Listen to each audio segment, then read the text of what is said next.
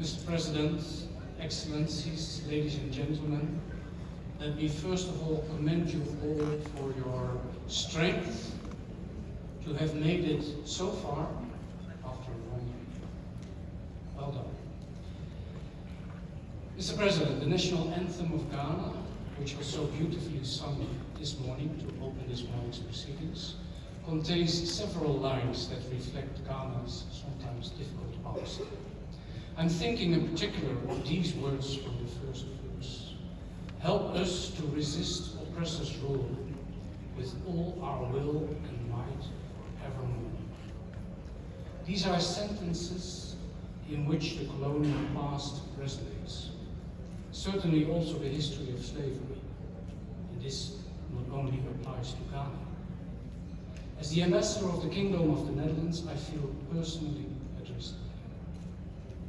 Fort Elmina, here on Ghana's coast, and which picture we have seen quite often on the screen, stands as a powerful reminder of dark chapters in my country's past. It bears witness to the role the Netherlands played in the transatlantic slave trade. This is a chapter that cannot be unwritten, undone, that resonates in present and future generations. It is therefore important that our shared past remains part of our dialogue today and in the future. And that's why I greatly appreciate the invitation to be here and to address you.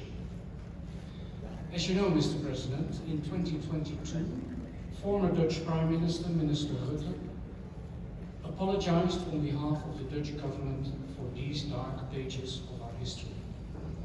In 2023, the King Willem-Alexander, reiterated these apologies and asked for forgiveness.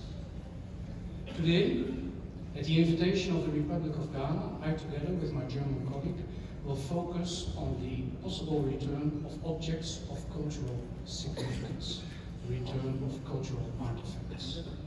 Since 2022, the Netherlands government has adopted a policy that enables the return of culturally significant objects that were unlawfully taken from other territories in a colonial context.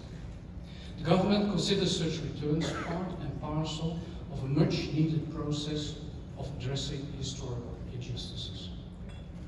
Since adoption of the policy, the Netherlands has returned objects to Sri Lanka, Indonesia, Nigeria, United States. Examples are the cannon of Kandy to Sri Lanka in 2023, the Lombok treasure to Indonesia in 2023, and, shown here behind me, a collection of Benin bronzes to Nigeria in 2025.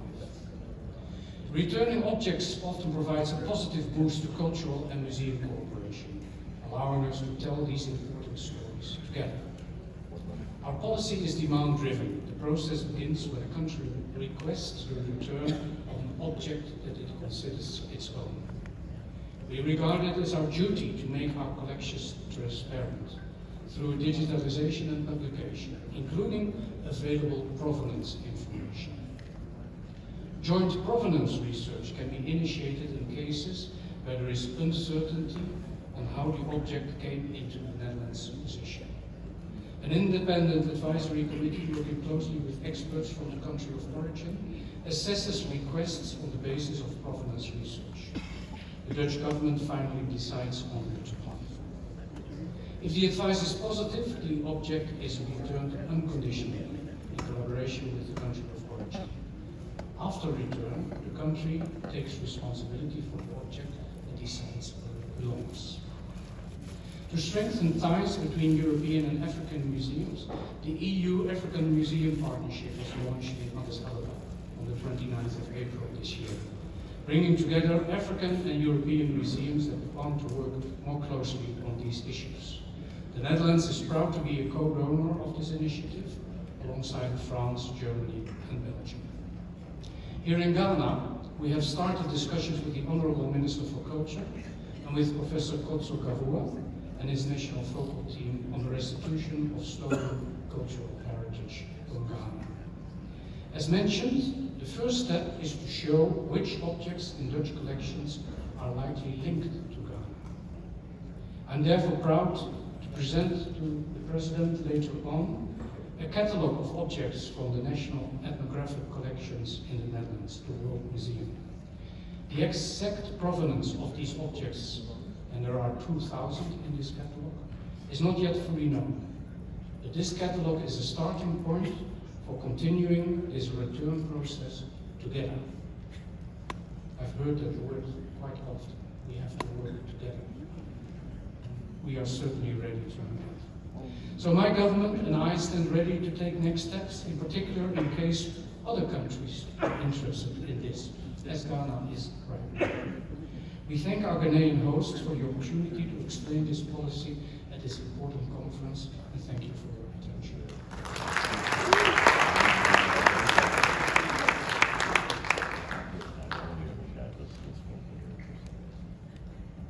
Your Excellency President John Dramani Mahama, Excellencies, Heads of State and Government, Ministers, members of the Diplomatic Corps, distinguished guests, ladies and gentlemen.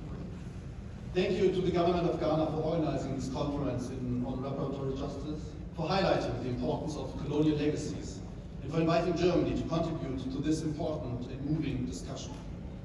Germany appreciates Ghana's leadership in advancing dialogue on these issues, and we welcome the opportunity for an open and respectful exchange.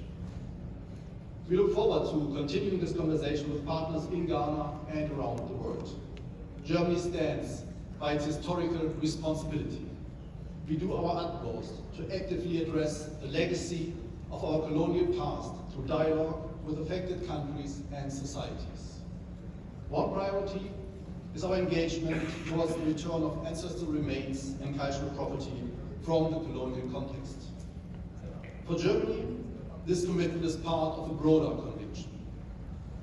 The dark chapters of history must not be forgotten.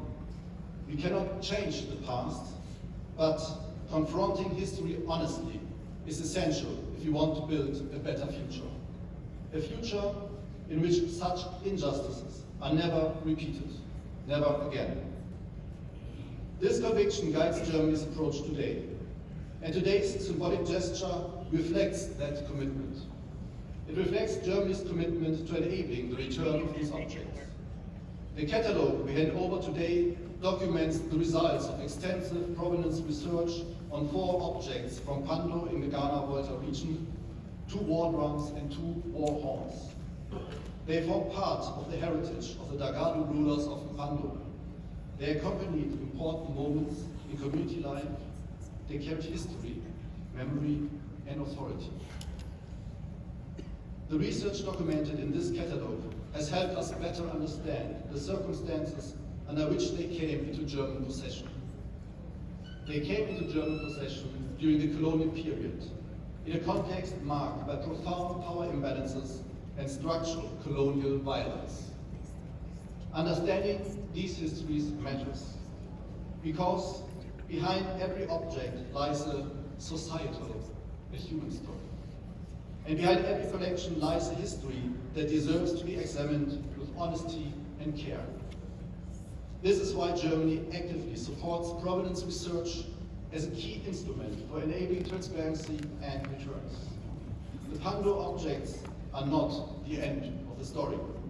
The catalogue also includes information on further provenance research projects concerning cultural property from German colonial history. It reminds us that this work is ongoing and that much remains to be done. Germany has therefore established a contact point for collections from the colonial context to assist those searching for ancestral remains and cultural goods. We have established a national online database to improve transparency regarding collections. And we have started structured bilateral dialogues on returns with partners such as Tanzania and Cameroon. And we are also looking forward to starting a dialogue with the Ghana Focal Team. Excellencies, ladies and gentlemen, as I come to the end of my remarks, let me underline one final point. The title of this catalogue captures our approach in 3 simple words: transparency, research, return. These 4 objects from Pando stand at the center of today's symbolic gesture, but they also point beyond themselves to a broader effort to better understand the histories of collection from the colonial past, to greater transparency, to continued dialogue, to enabling returns, and to our responsibility of engaging with history, to carry remembrance into the future. Germany remains committed to this path. Thank you very much.